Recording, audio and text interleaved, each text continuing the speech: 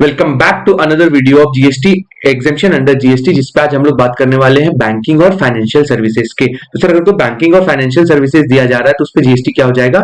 Exempt हो जाएगा। तो सर, क्या सारे सर्विसेज एग्जेम्प्ट होंगे कि नहीं? कुछ लिस्ट ऑफ सर्विसेज है जिसको एग्जेम्प्ट किया जाएगा। सर, सबसे पहला क्या आता है? सबसे पहला आता है बाबू services by Reserve Bank of India. Services by Reserve Bank of India, अगर कोई Reserve Bank of India services दे रहा है तो सर वो एग्जेम्प्ट हो जाएगा।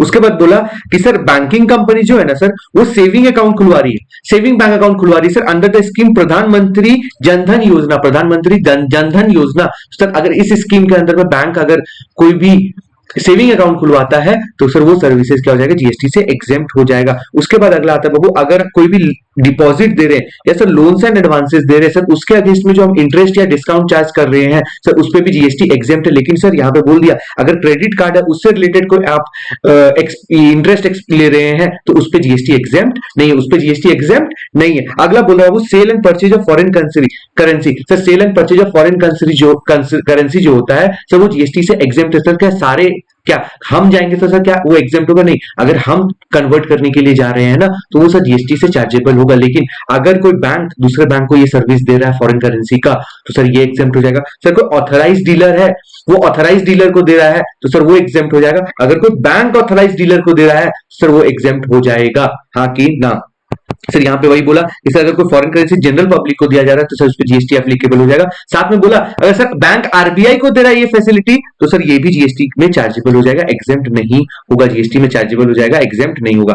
उसके बाद बाबू, आप लोग क्रेडिट कार्ड और डेबिट कार्ड यूज करते हो, ठीक है? अगर आप कोई भी क्रेडिट कार्ड या डेबिट कार्ड से पेमेंट करते हो जिसका अमाउंट 2000 रुपए तक है, तो अगर सर कोई बैंक है, अगर कोई पर्सन को ये सर्विस दे रहा है सर, वो जीएसटी से एग्जेम्प्ट हो जाएगा। सर, एक्वायरिंग बैंक लिखा, एक्वायरिंग बैंक का मतलब बाबू कोई बैंकिंग कंपनी हो गया, कोई फाइनेंशियल इंस्टीट्यूशन हो गया, या सर कोई एनबीएफसी है, नॉन बैंकिंग फाइनेंशियल कंपनी है, वो इंक्लूड करता है। वो अगर आप ये चीज सर्विसेज दे रहे हो तो 2000 रुपए तक का सेटलमेंट तक में जीएसटी नहीं लगेगा, 2000 रुपए तक का सेटलमेंट में जीएसटी नहीं लगेगा। उसके बाद लास्ट आता है बाबू services by intermediary of financial statement, intermediary of financial services. Intermediary of financial services कहां पे sir? Located in multi services with international financial service centre. Sir, कोई ऐसा सेज है, मल्टी सर्विसेज सेज है, स्पेशल इकोनॉमिक जोन है sir, जिसके पास IFC का सर्टिफिकेट है, आईएफसी का स्टेटस है।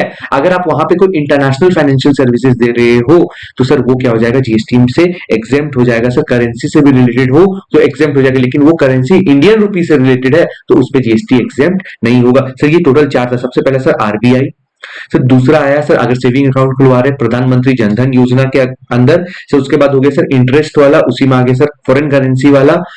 उसके बाद लास्ट इसमें सी कैटेगरी आता है बाबू, अगर कोई एक्वायरिंग बैंक सेटलमेंट कर रहा है डेबिट कार्ड और क्रेडिट कार्ड का, तो जिसका अमाउंट 2000 रुपए तक है तो उसमें एग्जेम्पशन मिल जाएगा। और कोई इंटरमीडियरी सर्विसेज दिया जा रहा है सर, सेज साथ में आईएफसी का स्टेटस हो तो सर इसमें जीएसटी एग्जेम्प्ट हो जाएगा। सर, ये था आपका total banking and financial services से रिलेटेड।